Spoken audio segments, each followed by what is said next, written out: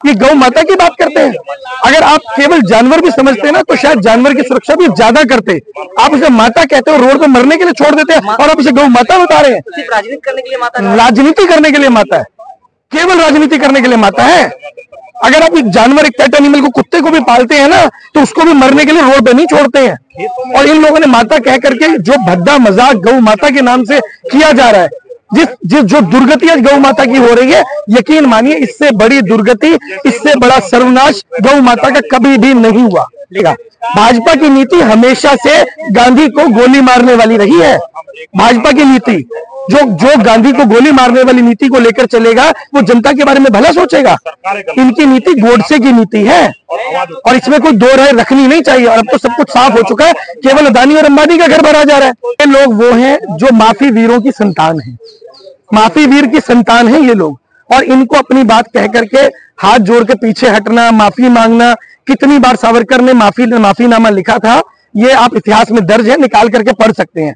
और अभी आपको थोड़े दिन पहले बताता हूँ, यहाँ पचकुइया रोड पे एक सड़क है, वहां पर सारे क्रांतिकारियों के साथ में सावरकर की फोटो भी लगाई थी। फिर उसके बाद में फोटो को इन्होंने डिलीट किया क्योंकि शर्म आई। लोगों ने उसको पोत दिया था काले रंग से, उसके ऊपर जूते टांगने शुरू कर दिए थे, तब इन्होंने सावरकर की फोटो को वहां से हटाया। ये लोग ढीठ है, जब तक जनता जूता चप्पल नहीं दिखाएगी ये सत्ता से नहीं हटेंगे। ये लाशों के ढेर पर चलकर सत्ता में पहुंचे हैं और ये जब उतरेंगे तो याद रखिएगा लाशों के ढेर पर उतरेंगे।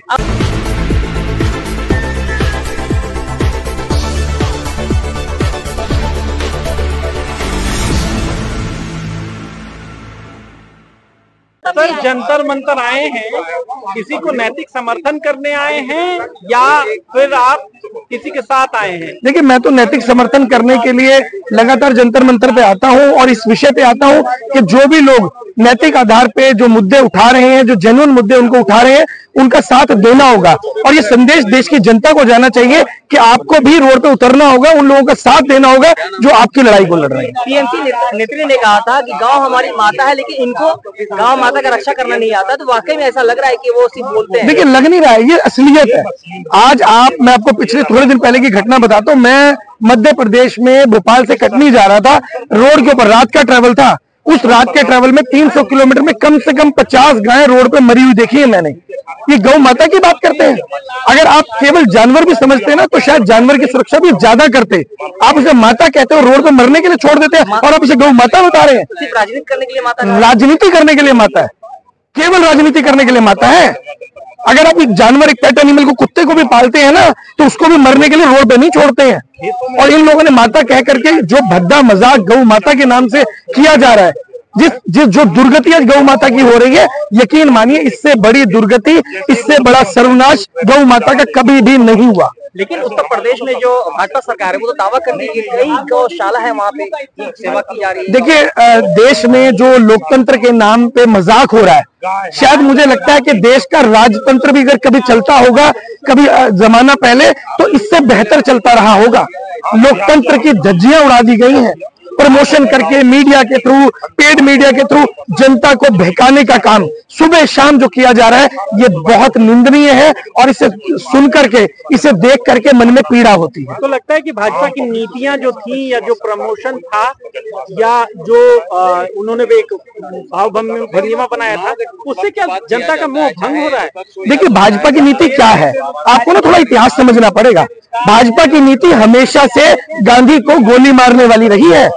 भाजपा की नीति जो गांधी को गोली मारने वाली नीति को लेकर चलेगा वो जनता के बारे में भला सोचेगा। इनकी नीति गोडसे की नीति है और इसमें कोई दो राय रखनी नहीं चाहिए। और अब तो सब कुछ साफ हो चुका है, केवल अदानी और अंबानी का घर भरा जा रहा है। जनता में क्या मिल रहा है? सारा पैसा इकट्ठा करके ऊपर भेजा जा रहा है, ऊपर से नीचे कौन? आप एक रास्ता बताइए जिस रास्ते से जनता की जेब में पैसे लाने का काम किया जा रहा हो। लेकिन सबसे बड़ी राष्ट्रवादी सोच वाली पार्टी भी तो भाजपा है। मैं आपको एक बात बता देता हूँ, ये पॉलिटिकल पार्टियों की जात होती है, देश के क्रांतिकारियों की कोई जात नहीं होती। भगत सिंह, चंद्रशेखर आजाद, करतार सिंह सराबा, झांसी की रानी लक्ष्मीबाई, इनकी कोई जात थी? इनकी जात सिर्फ एक थी, ये भारतीय थे। देश के लिए लड़े थे। जात तो इन नेताओं की है, नेता कांग्रेसी हो सकता है, नेता भाजपा ही हो सकता है, नेता आम आदमी पार्टी वाला हो सकता है, इनको केवल अपने मुद्दे साधने होते हैं। अगर स्कैम में फंस गए तो भाजपा में जाके गंगा नहा लो, मुद्दे साफ हो गए, क्लीन चिट मिल जाती है आपको। तो ये जात इन नेताओं की है और ये जात नेताओं की ही बनी रहे तो बेहतर है। जनता इकट्ठी हो रही है और बहुत जल्दी जवाब दिया जाए। लेकिन जिस तरह से देश के माहौल है, ईडी सीबीआई की कार्रवाई हो रही है, तो क्या जितनी भी भ्रष्टाचारी है वो विपक्षी दलों में ही है? नहीं, ऐसा तो नहीं है। किसका नाम लेंगे? आपके सामने जग जाहिर है कि हर व्यक्ति जिसके ऊपर कोई एलिगेशन लगता है, जिस व्यक्ति के ऊपर ईडी की रेड पड़ती है, सीबीआई की रेड पड़ती है, 1 साल या 2 साल के बाद में वो भारतीय जनता पार्टी में शामिल हो जाता है। उसके साल या 2 साल के बाद में उसको क्लीन चिट मिल जाती है। और मुझे तो लग रहा है कि सबसे अच्छा धंधा यही रह गया कि आप भी जाकर के पहले स्कैम करिए और 1000-2000 करोड़ रुपए इकट्ठे कर लीजिए, उसके बाद आपके ऊपर रेड पड़ेगी, आपको कुछ नहीं करना है, भाजपा में जाके शामिल हो जाना है, 100-200 करोड़ दीजिए और आप गंगा नहा लिए। और मुझे तो लग रहा है कि देश का भविष्य भाजपा यही बनाने वाली है। मोदी करना है, मुसलमानों को गाली देना है, उससे फेमस हो जाएंगे। देखिए, अगर मुसलमानों को गाली देने से कुछ बनता है ना, तो शायद 1947 की ये कहानी ना बनती। देश को 2 टुकड़ों में बांटने के लिए भारतीय जनता पार्टी के पूर्वज जिम्मेदार हैं, जिन्होंने 2 नेशन की थ्योरी दी थी। उस 2 नेशन थ्योरी को निकाल के पढ़िए, किसने दी थी? जिसको ये वीर कहते हैं, उस गद्दार ने दी थी। आप 2 नेशन की बात कर रहे हैं, हिंदू राष्ट्र और अखंड भारत की बात कर रहे हैं। भाई एक बात बताइए, मुझे तो ऐसा लग रहा है कि जिस हिसाब से गुजरात के अंदर पैसा इकट्ठा हो रहा है ना, तो ये हिंदू नेशन तो बने ना बने, ये जैसे आप बता रहे हैं कि खालिस्तान बनेगा, बाकी बनने की जो मुद्दे उठा रहे हैं ना, ये किसी दिन गुजरातिस्तान ना डिक्लेयर कर दे मोदी जी। तो अखंड भारत जो ये परिकल्पना कहते हैं अखंड भारत की, आपको लगता है कि ये बस बातें हैं, जुमला है, क्या है? देखिए, अखंड भारत कौन नहीं चाहता? हर व्यक्ति चाहता है। क्या इनके पास रोड मैप है? आरएसएस को आज 100 साल हो चुके हैं। 100 साल के अंदर ये रोड मैप नहीं रख सके हैं कि कितने साल में अखंड भारत होगा। कोई रोड मैप है इनके पास में? अखंड भारत कैसे होगा? आप कहते हैं कि 2 भाइयों के घर है और वो दोनों भाई चाहते हैं कि बीच की दीवार तोड़ दी जाए, तो उस भाई के साथ आप बना करके रखेंगे, पॉजिटिव वार्ता करेंगे, या उसके मुंह पे घर से निकलते वक्त चाटा मारेंगे? पूरे देश में डंका, पूरे दुनिया में डंका तो बज ही रहा है, आपको कहाँ मुश्किल? देखिए, डंका जो बज रहा है ना, वो सबको मालूम है।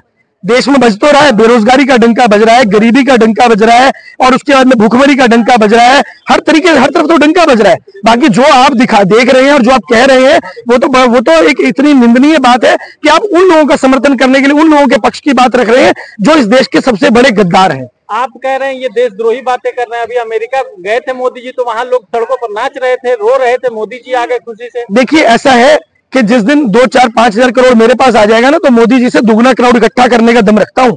और अमेरिका छोड़िए, पूरे वर्ल्ड में जिस मर्जी देश में आप भेज देना, जो वहां क्राउड इकट्ठा किया जा रहा है, जो ढोल बजाने वाले, और लाइव आया है, तो टीवी के बीच में वीडियो में आए, क्लिप्स आए हैं कि पैसे देकर के उनको बुलाया जाता है। ढोल बजाने वाला पैसे दे के आ रहा है। यहाँ आप क्या जो सोच रहे हैं, जो रमला मैदान भरा जाता है, बिना पैसे के भरा जाता है? एक व्यक्ति को पैसे देके बुलाया जाता है, उसके ट्रांसपोर्ट की व्यवस्था की जाती है, उसके खाने की व्यवस्था की जाती है। एक बंदे को लाने के लिए 1.5 से 2 हजार रुपए खर्चा किया जाता है। और उसके लिए खून किसका चूसा जाता है?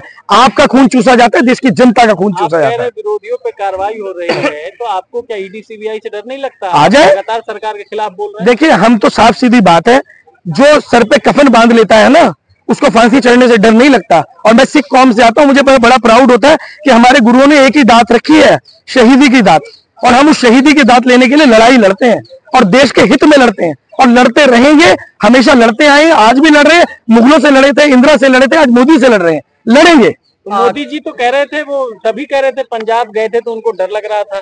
देखिए, डरना चाहिए ना, जिस व्यक्ति के मन में चोर हो उसे डरना ही चाहिए। और डर अगर खाली पंजाब में लग रहा है, तो ये डर पूरे देश की जनता को खड़े होकर दिखाना चाहिए। किसी भी राज्य में मोदी जी जाए तो उनको डर लगना चाहिए। मोदी जी अच्छा, पहले आप लोग कैबिनेट मिनिस्टर रह चुके हैं, उन्होंने कहा था देश के गद्दारों को गोली मारो सालों को। आज मैंने ट्वीट पे देखा कि उन्हीं का ट्वीट था, देश के गद्दारों को नाम से पहचानो सालों को। कुछ देर के बाद जब उस पर क्लिक किया तो वो डिलीट था। देखिए, ये लोग वो हैं जो माफी वीरों की संतान है, माफी वीर की संतान है ये लोग। और इनको अपनी बात कह करके हाथ जोड़ के पीछे हटना, माफी मांगना, कितनी बार सावरकर ने माफीनामा लिखा था, ये आप इतिहास में दर्ज है, निकाल करके पढ़ सकते हैं। और अभी आपको थोड़े दिन पहले बताता हूँ, यहाँ पचकुइया रोड पे एक सड़क है, वहां पर सारे क्रांतिकारियों के साथ में सावरकर की फोटो भी लगाई थी। फिर उसके बाद में फोटो को इन्होंने डिलीट किया क्योंकि शर्म आई। लोगों ने उसको पोत दिया था काले रंग से, उसके ऊपर जूते टांगने शुरू कर दिए थे, तब इन्होंने सावरकर की फोटो को वहां से हटाया। ये लोग ढीठ है, जब तक जनता जूता चप्पल नहीं दिखाएगी, ये सत्ता से नहीं हटेंगे। ये लाशों के ढेर पर चलकर सत्ता में पहुंचे हैं और ये जब उतरेंगे तो याद रखिएगा लाशों के ढेर पर उतरेंगे। आप मोदी सरकार का विरोध कर रहे हैं, कहा जाता है कि जो मोदी का विरोध करेगा वो कहीं ना कहीं वो देशद्रोह है। देखिए, मैंने आपको फिर एक बात बोली है, देशद्रोही या देशभक्त नेता की जात होती है कांग्रेसी भाजपाई, हमारी कोई जात नहीं है। क्रांतिकारियों की कोई जात नहीं थी, हम देश के लिए लड़े थे, देश के लिए लड़ रहे हैं और देश के लिए लड़ते रहेंगे। अभी जो चुनाव चल रहा है इसमें क्या लग रहा है आपको? देखिए, चुनाव जो चल रहा है, मैं उसमें बता देता हूँ कि जिस हिसाब से भाजपा धांधली कर रही है, जो उसकी गंदी पॉलिटिक्स है, क्योंकि मैं राजनीति का विद्यार्थी हूं और मुझे लग रहा है कि हो सकता है कि हरियाणा में आने वाले चुनाव के अंदर भारतीय जनता पार्टी रिपीट कर जाए। कारण ये कि जिस गंदी नीति के साथ ये लोग काम कर रहे हैं, जिस गंदी नीति के साथ ये लोग जनता के बीच में जा रहे हैं। मैंने वाराणसी के इलेक्शन को बड़ा क्लोजली देखा है, श्याम रंगीला मेरे साथ थे वाराणसी में जब चुनाव प्रक्रिया चल रही थी। उस प्रक्रिया को हमने पूरी तरह नंगा किया था और द वायर से लेके पूरी वर्ल्ड वाइड जो न्यूज एजेंसीज है उन्होंने उसको कवर किया कि किस तरीके से वाराणसी में धांधली हुई। और वो वाराणसी में नहीं हुई, हर जगह हुई है, लेकिन जनता को हिम्मत करनी पड़ेगी, उन चीजों को एक्सपोज करना पड़ेगा।